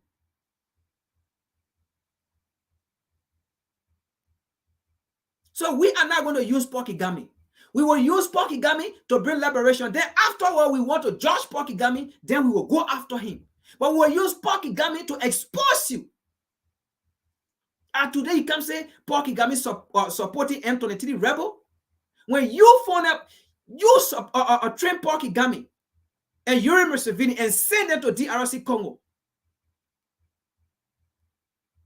So that today he did it. We should not buy into that, folks. We should understand the attitude of these imperialists. We should understand when they speak. We should understand when they talk to us. If you're not understanding, overstand it so that you will understand it. Overstand it, that is, go home and think about it. Because at times, you may not process it right there. Take it, go home, sleep on it, wake up, and digest it. Because these people will never speak in our interest. Why are they coming low? Do you think they are coming low to African because they want to come low? There's something called strategy. These people know how to strategize. They know how to strategize. They know. They know it. They are good at that. If you call them to even come and sit down on the same mat, on the same floor and cry with you, they will cry. They will cry with you. If it cause them to sit down and cry, just to convince you so that they will do it. Don't get it twisted. Let us wake up, African. It's time that we wake up to the reality of these people and take the African continent forward and backward, never. We're moving on. We are not signing no agreement or treaty with these people. Since 1884 Berlin Conference, they've been on the African continent, they are still there.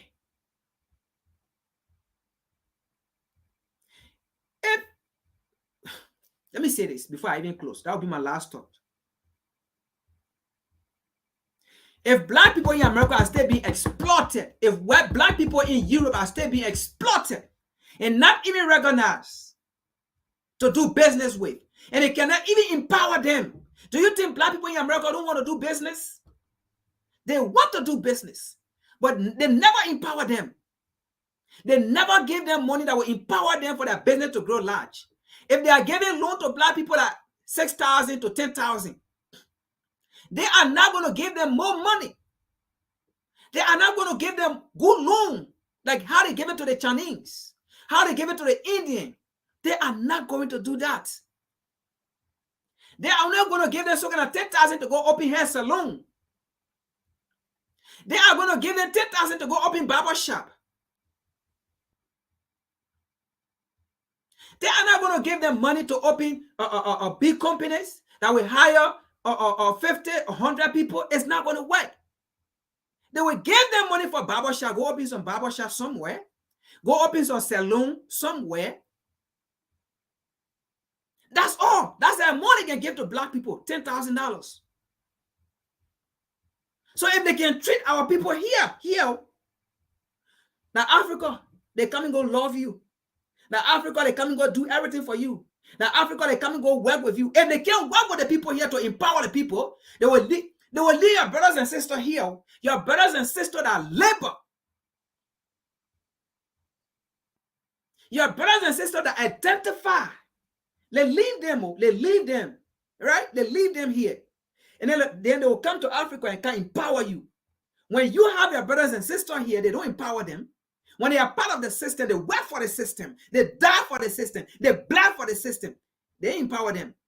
Then they will come to Africa and can empower you. For you to be empowered. For you to be middle class. Jimmy Papa. We stop here. Ladies and gentlemen, thank you for being on here. I know it's already late. I will see you guys tomorrow on the Saturday show. And then I will see you all next Friday. Peace.